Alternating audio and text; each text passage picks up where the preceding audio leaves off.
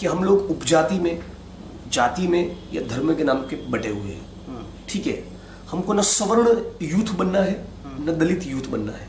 हमको न मेघवंशी यूथ बनना है, न रैगर यूथ बनना है, न हमको ब्राह्मण यूथ बनना है, न हमको बनिया यूथ बनना है। हमको यूथ बनना है, एक युवा वर्ग को उपजाति, जाति और धर्म की चेतना से दूर होकर खड़ा होना होगा।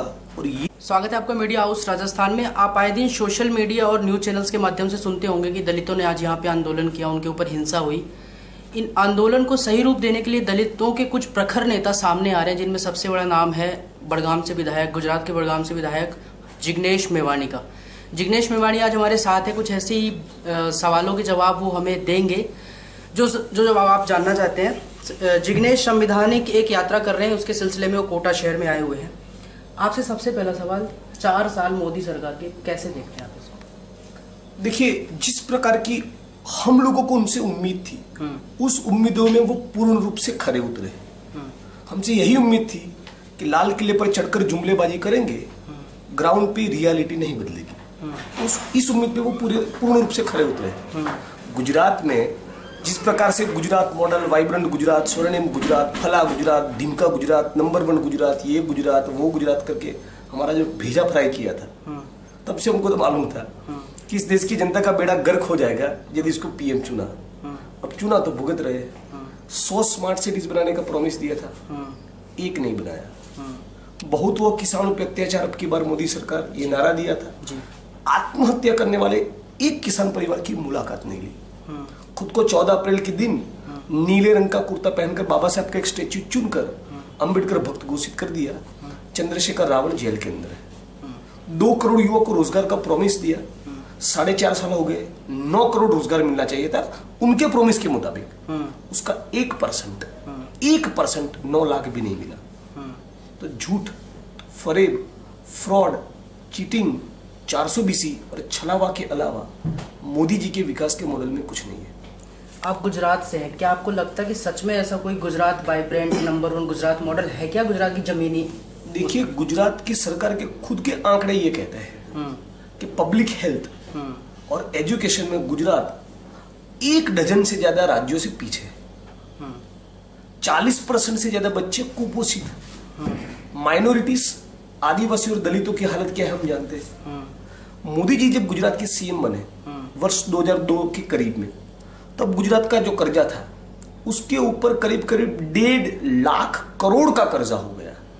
अब सिंपल लॉजिक है, हम अर्थनीति के कोई विशेषज्ञ तो है नहीं, लेकिन इतना सिंपल तर्क आपके सामने रखते हैं कि आपके घर में बचत होती है, सेविंग्स होते हैं, उसको विकास कहेंगे या कर्जा होता है उसको? सेविंग्स को ही कहते हैं। 1.5 लाख करोड़ का कर्जा कैसे हो गया आप? अच्छा, बदले में कोई बहुत बड़ी यूनिवर्सिटीज खोली हो, ऐसा भी नहीं। एजुकेशनल इंस्टीट्यूट्स खड़े की हो, ऐसा भी नहीं। तो फिर ये वाइब्रेंट गुजरात क्या है? Vibrant Gujarat Adani, Ambani, SR, Larsen and Toubro, XYZ ऐसी बड़ी बड़ी कंपनियों को पूरी दुनिया में से बुलाने का, उनके लिए रेड कारपेट बिछाने का और मुफ्त के दाम पे जमीन के ऊपर पसीना बहाने वाले मजदूर और जमीन के नीचे के मिनरल्स ये दे देना, यही वाइब्रेंट गुजरात है। मोदी जी को उड़ने के लिए अदानी जी जेट क्यों दे रहे? आपको और हमको क्यों नहीं दे रहे? क्योंकि हमने या आपने मुफ्त के दाम पे जमीनें नहीं बांटी। ठीक है, ये कहता है ना, मैं न खाता हूं न खाने देता हूं, उनसे अतिरिक्त किसी ने नहीं खाया है। अच्छा, एक सवाल जो काफी लोग पूछना चाहते हैं, 2 अप्रैल को हिंसा हुई दलितों की, आप जानते हैं कई जगह मौतें भी हुई, आगजनी भी हुई, खूब सारा ट्रैफिक जाम रहा, किसी भी संगठन ने कोई जिम्मेदारी नहीं ली कि हमने करवाया। एक सोशल मीडिया के इन्फ्लुएंस से पूरे देश के दलित खड़े हो गए। तो क्या आपको लगता है कि बिना सोचे समझे इस तरीके का प्रोटेस्ट करना सड़कों में आके? देखिए, 2 अप्रैल के भारत बंद के कॉल के दौरान करीब सारी मेन स्ट्रीम्स की न्यूज चैनल्स ने ये कहा कि दलित सड़कों पर कानून को हाथ में लेकर हिंसा पर उतर आए जी। अब रियलिटी ये सामने आ गई है कि उस दिन जो 11 लोग मारे गए उसमें से 9 तो दलित थे। तो सवाल ये, हमने हिंसा किया या हिंसा का भोग बने? हाँ, ये कहने का हरगिज तात्पर्य नहीं है कि एक भी दलित ने उस दिन कानून हाथ में नहीं लिया। यदि कानून को हाथ में लिया आपने या मैंने, किसी भी व्यक्ति ने, तो उसको हम उसका क्रिटिसिज्म करेंगे, वो क्रिटिसाइज करने योग्य है। कानून और संविधान के दायरे में रहकर ही हमें हमारा आंदोलन करना चाहिए। लेकिन क्या सुनिए उसमें दो राय है नहीं। लेकिन जो 9 दलित मारे गए, अभी हम नीमका थाना जाकर आए, ठीक है, रानीवाड़ा से लोग रात के 1 बजे अहमदाबाद के हमारे घर मिलने के लिए आ रहे हैं, अपने पीठ में जो कोड़े पड़े थे वो दिखाने के लिए। नीमका थाना में खैरथल में हमने देखा है कि दलित बहनों के अंदर घर के अंदर घुसकर उनकी छाती के ऊपर पैर रखकर पुलिस वालों ने उनको मारा है, घसीटा है, जलील किया है, जाति के नाम पे अपमानित किया है, और न केवल उतना, उनकी आंखों के सामने उनके बच्चों को पटक पटक कर मारा है। यार ये कौन सा हमारा कसूर था? आदिवासी और दलित समाज के लिए उनको प्रोटेक्शन प्रोवाइड करने के लिए जो कानून बना था एट्रोसिटी एक्ट, वो बचे, वो अपनी ओरिजिनल पोजीशन में इंटैक्ट रहे, बरकरार रहे। यही तो डिमांड लेकर सड़कों पर उतरे थे। और आज पूरे एमपी, यूपी और राजस्थान में, यदि हम गलत नहीं, 1000 से ज्यादा भीम सैनिक जेलों के अंदर बंद है। ये क्यों? ये क्या कसूर है उनका? चंद्रशेखर रावण को आपने राष्ट्र की सुरक्षा के लिए खतरा बताकर राष्ट्रीय सुरक्षा कानून के तहत जेल के अंदर डाल के रखा है। तो आज इस वक्त आदिवासी, माइनॉरिटी से दलित, इसके ऊपर जो हमला है वो बहुत ही खतरनाक है। भाजपा के खिलाफ इतना इसलिए बोल रहे हैं, लगातार इतना कैंपेन इसलिए कर रहे हैं कि ये लोग हैं जो संविधान में मानते ही नहीं। उनका चरित्र कहीं ना कहीं फासिस्ट, फांसीवादी है। ये न किसानों के हुए, न मजदूरों के हुए, न दलितों के हुए, न आदिवासी के हुए, न माइनॉरिटीज के हुए, न महिला के हुए। हम तो ये कहते हैं बार बार कि दलित, आदिवासी, ओबीसी को छोड़ दीजिए। आरएसएस, वीएचपी, बजरंग दल, ऐसे जो भाजपा के समर्थक संगठन है, उनके 2 करोड़ युवा को चुनकर रोजगार दे दो ना, चलो, हमको नहीं चाहिए। सुबह 6 बजे एक कमिटमेंट के साथ लोग उठकर जो सूर्य नमस्कार करते हैं, ऐसे 2 करोड़ लोगों को चुनकर रोजगार दे दो मोदी जी। हमको नहीं चाहिए, हमको नहीं देंगे, हमको मालूम है। आरएसएस की कैडर को दे दो, एबीवीपी के दे दो। भाजपा के जो बेरोजगार युवा कार्यकर्ता है, बेचारे क्यों खाली फिली त्रिशूल और तलवार बांटे? उनको 2 करोड़ रोजगार दो, दीजिए ना। आपकी नीयत साफ है मोदी जी, तो दीजिए। अच्छा, राजस्थान आने का क्या मोटिव है, क्या प्लानिंग है इस बार राजस्थान में? राजस्थान आने का यही मोटिव है, जिस मोटिव से कर्नाटका जाते हैं, एमपी जाते हैं, यूपी जाते हैं, बिहार, दिल्ली, सारे देश में घूमकर एक बड़ा जन आंदोलन खड़ा करना चाहते हैं, ताकि इस देश के गरीब आदमी या औरत की आवाज बन पाए। सामान्य तौर पे क्या हुआ हमारे देश में कि मेन स्ट्रीम पॉलिटिकल पार्टियों ने ऐसे नेता पैदा किए हैं कि जिनको उनके चुनाव जीतने के बाद 5 साल जनता में थोबड़ा दिखाना और अलग अलग कास्ट के कुछ जो बड़े लीडर्स होते हैं उनको संभाल लेना, शादी में जाना, मैयत में जाना, और उनका काम सेटल हो गया। बाकी के 5 साल नोट बनाना। हम वो नहीं करना चाहते। वडगाम हमारा जो कॉन्स्टिट्यूएंसी मत विस्तार है, उसको भी संवारेंगे और साथ साथ पूरे देश में जो गरीब जनता है उसकी आवाज बनेंगे। एक नेशन वाइड राष्ट्रव्यापी आंदोलन खड़ा हो, उसमें छोटा मोटा रोल हम कंट्रीब्यूट कर पाए, वही मकसद से आए। साथ साथ राजस्थान की जनता को ये कहने के लिए आए कि आपको किस पॉलिटिकल पार्टी को वोट करना है वो आप तय करिएगा, लेकिन 4.5 साल जिसने गुजरात मॉडल के नाम पे जुमलेबाजी करके आपको छला है, उसको मत छोड़िएगा। जिग्नेश मेवाड़ी विधायक बन गए, आंदोलन करेंगे, कल मंत्री बन जाएंगे, हो सकता है मुख्यमंत्री बन जाएं, दलित तो वहीं के वहीं रहेंगे। देखिए, हमारा प्रयत्न क्या है, हम व्यक्तिगत तौर पे आगे जाइए, ये हमारा कोई मकसद है नहीं, वरना तो वडगाम संभाल कर बैठते ना। ठीक है, खैरतले में क्यों जाते, नीमका थाना में क्यों जाते, कर्नाटका क्यों जाते, केरल में क्यों जाते, आने वाले दिनों में यूपी भी जाएंगे, एमपी भी जाएंगे। पूरे देश में दलितों के ऊपर जो अत्याचार हो रहे वो रुके। हमारे गुजरात में विधायक बनने से इतना तो हुआ है, ठीक है, कि बहुत से केसेस में जो एफआईआर तक दर्ज नहीं होती थी, हमारे फोन जाएगा ना तो एसपी की हिम्मत नहीं है कि एफआईआर दर्ज ना करे यदि मामला जेन्युइन है। तो एक सेंस ऑफ एम्पावरमेंट बना है।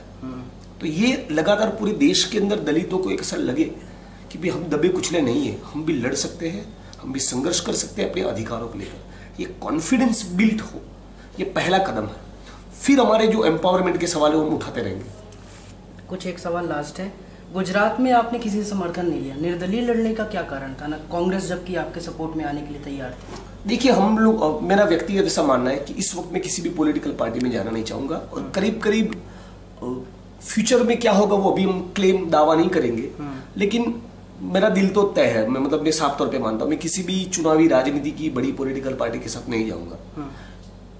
हमारा जो कॉन्स्टिट्यूंसी वहां जमकर काम करूंगा और पूरे देश में एक तगड़ा दलित, आदिवासी और माइनॉरिटीज का आंदोलन खड़ा हो, युवा वर्ग एक नई चेतना के साथ खड़ा हो, ये हमारा फोकस है। एमपी या एमएलए या मंत्री बनना या बने रहना, ये हमारा फोकस कभी नहीं है। एक सवाल, क्या आपको नहीं लगता कि आजादी से लेकर अब तक दलित केवल एक वोट बैंक है? नहीं, केवल दलित नहीं, इस देश की 130 करोड़ जनता वोट बैंक है।